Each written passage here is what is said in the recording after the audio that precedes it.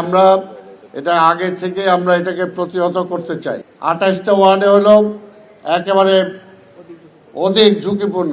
আজকে জানেন যে আমরা একটা বিশেষ কারণে এখানে উপস্থিত হয়েছি যে আগামীতে ডেঙ্গুর প্রভাব বাড়বে, অর্থাৎ অলরেডি ডেঙ্গুর সিজন চলে আসছে। তো কাজে আমরা এটা আগে থেকে আমরা এটাকে প্রতিহত করতে চাই এই অর্থে যে আপনাদের নিজ নিজ বাড়িতে আপনার খবর নেবেন। যে আপনার স্বাস্থ্য সচিব বলে গেল, আপনারা শুনেছেন, আমরা ঢাকা মহানগরীতে 75টা ওয়ার্ডে আমরা সার্ভে করেছি। সার্ভে করার মধ্য দিয়ে বের হয়ে এসেছে প্রায় 60টা ওয়ার্ডে 28টা ওয়ার্ডে হলো একেবারে অধিক ঝুঁকিপূর্ণ, 28টা ওয়ার্ডে।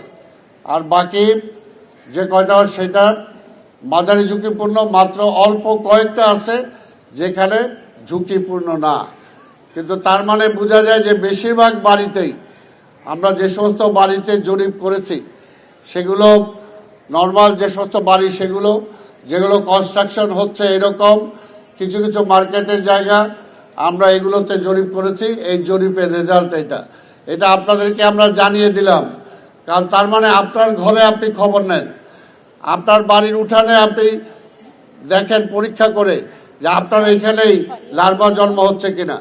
যেদিন প্রথম আমরা সার্ভে শুরু করি সেদিনই প্রথম আমরা নগর ভবনের পাশেই একটা জায়গাতে আমাকে নিয়ে যায় আমাদের পরিচ্ছন্ন কর্মচারীরা যারা আজকে স্বাস্থ্যসেবায় কাজ করছেন। সেখানে আমাদের যে পশু হাসপাতাল আছে, পশু হাসপাতালের ভিতরে সেখানকার পশু হাসপাতালের কর্মচারীরা সেখানে বাড়ি বানায় সেখানে থাকে। সেখানে গেলাম, দেখলাম যে একটা টেলিভিশনের ভাঙা ককশিট পড়ে আছে আর একটা ভাঙা পাতিল পড়ে আছে, তার উঠানেই সেখানে সেটার মধ্যে লার্ভা জন্মে আছে। আমি পরিচালককে ডাকলাম, বললাম যে আপনার এখানে, কয় স্যার আমি তো এখানে থাকি না।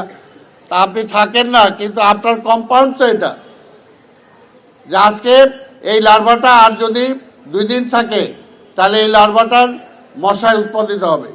মশা উৎপন্ন হওয়ার পরে আপনাকে কামড়াবে, আপনাকে কামড়ানোর পরে ডেঙ্গু হবে আপনার। আর আপনি তখন যায় হসপিটালে বলবেন সিটি কর্পোরেশন তো মশা মারে নাই। তো মশা জন্মাইলেন আপনি, মশার পুরা ক্ষেত্র আপনার এখানে, আপনি সেটাকে ধ্বংস না করে আপনি যদি এইভাবে করেন তাহলে তো হবে না। ঠিক তেমনিভাবে আজকাল ডেঙ্গু মশা কিন্তু স্বচ্ছ পানিতে জন্মায়। কাজে আমাদের প্রত্যেকটা আঙিনা, প্রত্যেকটা বাড়ি, প্রত্যেকটা ছাদ, প্রত্যেকটা রাস্তা আমাকে পরিষ্কার রাখতে হবে। এটা সবাই আমরা খেয়াল রাখবো। কোনোভাবেই দেখেন, আপনাদেরকে আমি চ্যালেঞ্জ দিয়ে বলতে পারি, যদি আজান নামাজের পরে আপনার 7টা-8টার মধ্যে ঢাকা শহরে বের হন, কোথাও কোনো আবর্জনা দেখবেন না। কিন্তু আবার 10টায় যদি বের হন, দেখবেন যে প্রত্যেকটা রাস্তা আবর্জনা মুক্ত হয়ে গেছে, আবর্জনা যুক্ত হয়ে গেছে। এই আবর্জনাটা কোত্থেকে আসে? আপনারাই ফেলেন। তাহলে আপনারা না ফেললেই তো হয় যে আপনারা একটা সময় করে যে রাত্রে আমি আবর্জনা ফেলবো, সন্ধ্যার পরে আবর্জনা ফেলবো, রাত্রেবেলায় এই আবর্জনাটা সিটি কর্পোরেশনের কর্মীরা নিয়ে যাবে। আপনি 24 ঘন্টা আবর্জনা ফেললে তো সিটি কর্পোরেশন 24 ঘন্টা সেটা নিতে পারবে না।